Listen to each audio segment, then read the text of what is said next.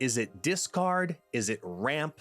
Or can it even succeed as both? Welcome in, folks. For those who do not know, my name is Guest, also known as ItsGuestGaming, and here we are into the spotlight looking at the brand new Series 5 card, Corvus Glaive. There's a little bit of talk about this card because a lot of people are looking at the future and the synergies that will happen later on with the following card to come out, Proxima Midnight. Let's dive into what does Corvus Glaive do. As always, if you like this style of content, hit that like and subscribe button down below as we take a look into Corvus Glaive, who's a 3/5 on reveal effect. Discard 2 cards from your hand to get max 1 extra energy. For the most part, it's a pretty straightforward effect. Discard 2 cards and you get +1 energy. So a lot of people are giving that association that it's a power creep equivalent to Electro. And I don't necessarily feel the exact same way because first off, the stipulation of discarding 2 cards is mandatory. You must discard 2 cards. You can't just shortchange it. Very similar to how we saw the changes happen with Gambit, that you have to have cards in your hand. Same exact thing here for Corvus Glaive. You must discard 2 cards. So we're gonna look at it similar on the ramp aspect to what does that stat difference of 3 extra power versus an Electro look like, and does it benefit you to have that power on the board, and in what circumstances? Because as a ramp card, it is a little bit more risky, right? Because when you look at your wave and you look at your Electro, you're keeping your entire hand and you're not worried necessarily about the ordering because you already have a predetermined order, versus something like Corvus, who's going to now put a little bit of risk in there because you might lose the card you were thinking about potentially putting out on turn 5 or turn 6 because you got rid of it back on turn 3 for that chance to ramp it out early. So there's a little bit of risk reward that kind of comes with Corvus from a ramp perspective, but I do think overall still for good stats, it's a 3/5, and we'll dive into those 2 aspects too differently. I expect this discard synergy for ramp to make other cards more relevant. For example, the cards that discard and end up back on the field. So your Wolverine and your X-23, expect to see an increase in play in those 2 cards, which will then decrease a lot of what we've been seeing with Gambit coming to rise. I expect this to kind of also then say Gambit should probably back down, at least during the release week of Corvus Glaive, because these discard synergies will bring up these destroy/discard cards as well. Let's dive deeper into, will it be a good card for ramp? How can we utilize its stats? And then of course, let's look into the discard aspect of it and see where do we think Corvus Glaive is gonna fit best out of the 9 decks we're gonna start with today. First up, let's dive into ramp. So we have a Galactus ramp deck. This is a pretty standard combination where you're gonna see your Galactus and your Odin and your Doctor Doom and your Sandman play, but we've elected out of Electro for the happy risk of putting in Corvus Glaive. And I'm doing this for 2 reasons with 2 pieces in particular. Number 1, Howard the Duck, who I absolutely love. And I know a lot of people don't like to play Howard, but in this deck, it actually makes a lot more sense because you're looking at the future, so you feel less risk about what your Corvus Glaive could potentially do. With that said, the higher stats does mean priority is now more in your favor, most likely in the lane that you have played your Howard the Duck. Nebula, for example, is very often the replacement in this deck, but knowing what you're going to draw after your Corvus Glaive, I think is more valuable than a potential stat stick in that lane. So Howard the Duck gets a little bit more love here today. Plus all of those control elements with your arrow at the last minute. You can wave your Sandman, of course, Iron Lad for those emergency hits. It's a pretty straightforward Galactus list, but I actually like Corvus Glaive better than Electro in here because Howard the Duck is providing the backup we need to kind of have a larger hand in a way with less risk. Similarly, with the emergence of Shang-Chi now passing the 40, 45, 50% percentile, you know what I'm talking about, range, we're now looking at how can your big cards survive. We've seen the giant push with Cull Obsidian, which is going to push out even more bigger cards. So let's see, can we take advantage of that with maybe Shuri Nimrod? So I wanted to build a Destroyer Nimrod list that gives us a couple of different ways that we can play it. That also then feels good if Corvus Glaive removes some of those conditions away from us because we decided to ramp out Nimrod on 4 instead. So normally this list would run an Electro as well, but Corvus Glaive does have an X-23 target who we talked about earlier on. So it could be an easy way to get out the X23 if it pops into your hand later, and now you're not throwing off your curve, but you're also landing another card that could be destroyed to ramp up that null, or ramp up, or ramp down, I should say, your death. So I like Corvus Glaive as a backup plan if you don't end up with your Shuri into your Nimrod. Now you're looking at Corvus Glaive to pop out on 3, figure out what your next line is, and then look larger into your Arnim Zola null combinations, for example. Maybe some quicker, easier Deathlock plays first, get some big destroys, and then do Arnim Zola null on turns 5 and 6. You've got a couple of options of how you can run this now, and even destroying one of your nulls to ramp up the other one on turn 6, if you've ramped it up early, is a great play that a lot of people don't take advantage of, but Venom can help you do that tremendously without any loss. So I like Corvus Glaive in here versus Electro as well, because now you're not restricted, and especially on those later plays, turn 6 and sometimes turn 7, depending on how Magic lands, it actually makes a lot more sense. Swinging into the stat side for a second, it's a 3/5. So, of course, you see a 3-cost card, what are we going to try to play? We're going to try to play a Surfer deck. Does it mean it's going to be a good deck? Honestly, probably not. But here's the logic behind it, right? We have discard as the primary focus, so ideally, you're looking at your Lady Sif discarding your Hela. This is the rare circumstance in which you want that, because your Ghost Rider can bring things back later on.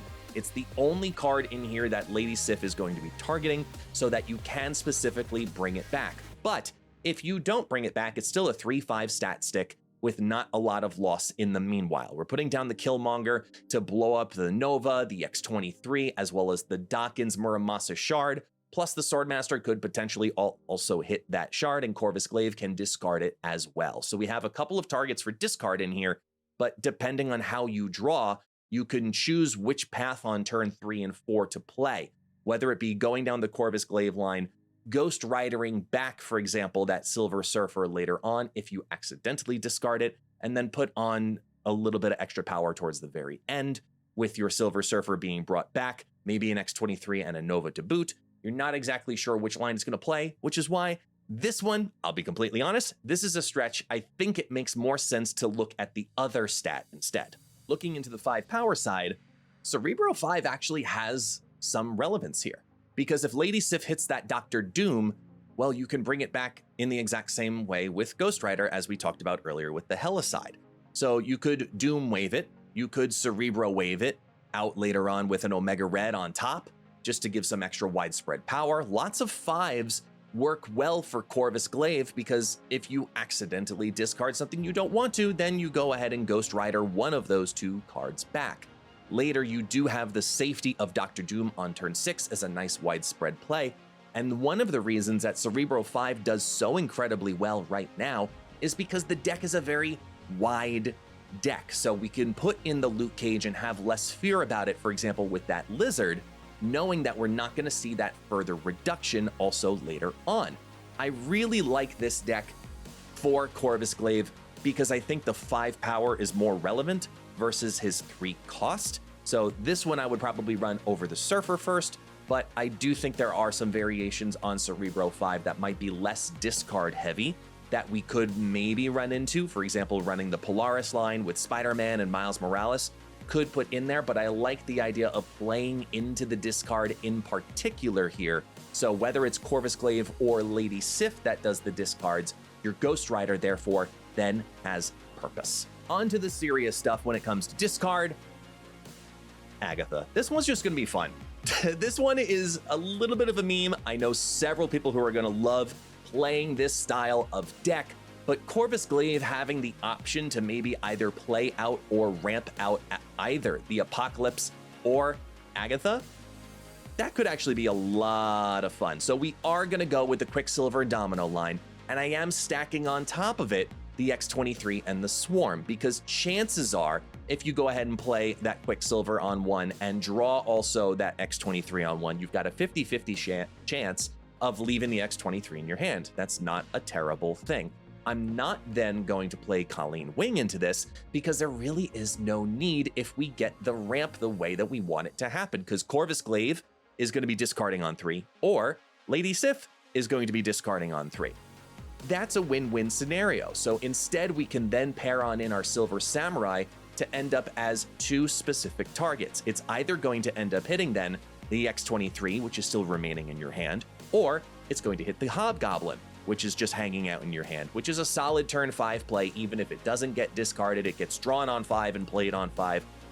Either way, you end up in a good scenario for your Ghost Rider to bring back something of value, whether it's the Apocalypse that has been discarded and played out then on turn 5 because of the ramp from Corvus Glaive, and you bring back your Agatha instead on turn 6. That's a pretty good power stack. Or if it got discarded from the Silver Samurai, the Ghost Rider will then automatically bring back the Hobgoblin and send that over as a nice, in total, 11 power play on turn 5. So Agatha has some weird, awesome, cool, fun synergies with Corvus Glaive. It's not the best Agatha, but it's a fun Agatha. All right, now let's get into some of the actual discard decks, because we've had some changes come to a couple of cards that will be relevant for Corvus Glaive. For example, Helicarrier. So I built this one as a little bit of a double out scenario card. This is called Double Toss. I built this one last week, and I sat on it thinking there's got to be something different that we can do, because I thought about that whole Devil Dino discard deck. How can we play into it? Is it a Loki deck? Is it not? But I liked also having two backup plans in case if you didn't hit the Helicarrier, what else could it potentially hit that wasn't an Apocalypse? And I landed on Onslaught, because Onslaught is a great turn 6 play always. But if you're also playing it down on top of a Morbius or on top of a Devil Dinosaur, that can be a lane win condition all by itself, ramping up because of all of the other discards that you are having down here in this deck. You have your Colleen Wing, you have your Corvus Glaive, you have your Lady Sif, you have your Hellcow, you have your MODOK, you have your Blade. You have a lot being discarded. That Morbius is going to really scale up to a 210 very quickly. Onslaught then has double that value. So I love that as a backup plan. Or if you end up hitting your Helicarrier and now you have a full hand, that Devil Dino could end up being a very large card, and that's its own lane win condition as well. Collector, of course, then just as equally comes on in here, because we have those cards coming back into our hands via the Swarm and the Helicarrier. So as a double toss option where it does lean a little heavier into your ongoings as a win condition, it's just something to switch up how we could potentially look at discard because of us ramping out with Corvus Glaive, who's discarding 2 cards, versus something like a Hellcow, who's known for being a very beefy card and discarding 2 cards, but what's the benefit? Well, it's just good stats. Now with Corvus, we could discard a bunch of cards and then get our Onslaught or even a straight out Helicarrier down on 5 for some pretty big stats. But we mentioned the Loki discard area, so I wanted to throw this one in here too. This is leaning heavily more into put those cards back into your hand and have Loki as a secondary win condition. The original version of this deck had Agent Coulson in it, and I removed Agent Coulson for Corvus Glaive to be able to put out more cards towards the very end of the match.